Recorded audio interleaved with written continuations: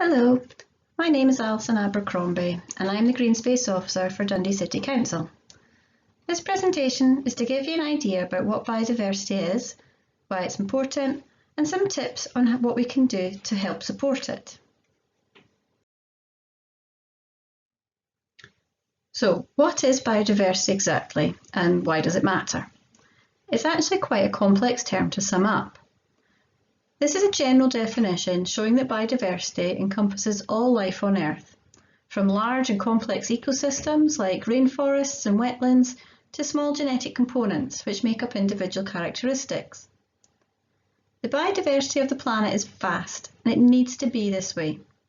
Everything that lives relies on connections to other living things to provide stability and resilience in the face of change. So the more biodiverse the planet is, the more of these connections there are, and the stronger the natural world, including ourselves, will be. Biodiversity provides the basics of life for free, but in the last 50 years, levels of biodiversity have been dropping globally at catastrophic rates. So why is that? Well, it's been caused by a number of issues, such as the one shown here. Some of these, such as climate change and pollution, might be obvious. However, it's becoming accepted now that people's attitudes towards nature is also important, and the disconnect that many people have from their natural environment means that they do not understand and do not want to make any changes that are now necessary. So far, I've talked about the global importance of biodiversity, and it could be easy to think that this is an issue that other countries have. However, Scotland faces the same issues. It is also important to note that not all endangered species live in the countryside or up mountains. All of these animals shown here can be found in Dundee. They rely on the habitats that we have in the city, such as gardens, urban woodlands, ponds, and even buildings. Biodiversity is important to all of us.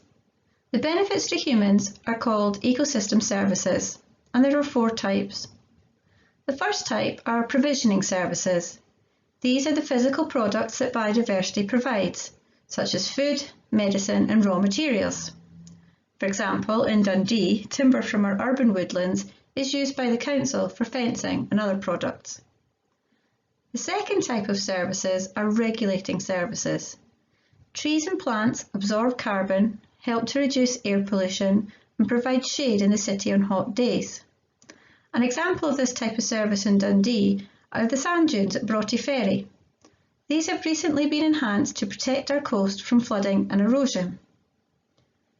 The third type of services are the less tangible cultural services, such as education, recreation, and aesthetic value. The Green Health Partnership in Dundee is a perfect example of how we're using access to biodiversity as a powerful tool to improve our health both physically and mentally. In fact, this method is so successful that in Dundee, many GPs are now providing green prescriptions with advice on how to get active outside more. Finally, we've got the supporting services, and these underpin all the other services. They are things such as photosynthesis, which provides oxygen for all life on Earth. We now have programs available that let us calculate the monetary value of some of these services. And as you can see here, the figures are huge. Like every public body, the Council has a legal duty to further the conservation of biodiversity, and we report on this to the Scottish Government every 3 years. A major step towards achieving this legal duty was the production of Dundee's Biodiversity Action Plan in 2020. This plan highlights the biodiversity we have in the city and sets out actions we can take to work towards protecting and enhancing it for everyone who lives and works here. This plan acts as a guide for the Council, but it also involves local groups, and everyone can work towards the actions that have been set out. A copy of this plan and many other resources can be found on the biodiversity page of the Council's website. It can be easy to get overwhelmed at the scale of these issues and feel a bit helpless. However, there are lots of small actions that everyone can take to do their bit. All of these small actions do add up and they are really important. For example, if you have a garden, there are things you can do there that will help the wildlife in your local patch, as well as further afield.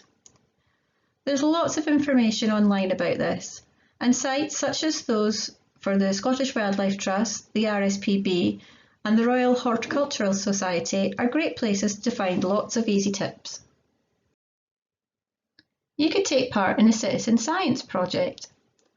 These are projects which use volunteers to gather huge amounts of information about our wildlife right across this country. They're well explained, easy to do, and can often be incorporated into a regular walk. There are some that are great for children, and it can be a rewarding way to learn something new. The Nature Scot website has a list of many of these projects. If you've got some time to spare, you could join a local community group or friends group.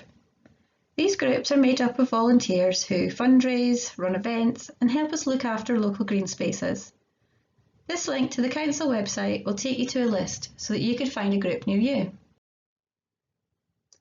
We're also lucky to have a Countryside Ranger service. They run family-friendly events and volunteering afternoons all across the city.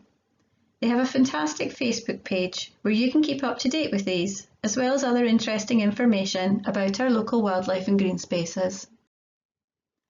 Thank you so much for listening, and I hope that this has been useful for you. Just making the effort to learn a bit more about biodiversity is a great first step, and I hope that some of the ideas here have inspired you. Getting out in nature is a proven way to benefit your mental and physical health, and as we help biodiversity, we help ourselves too. Thank you.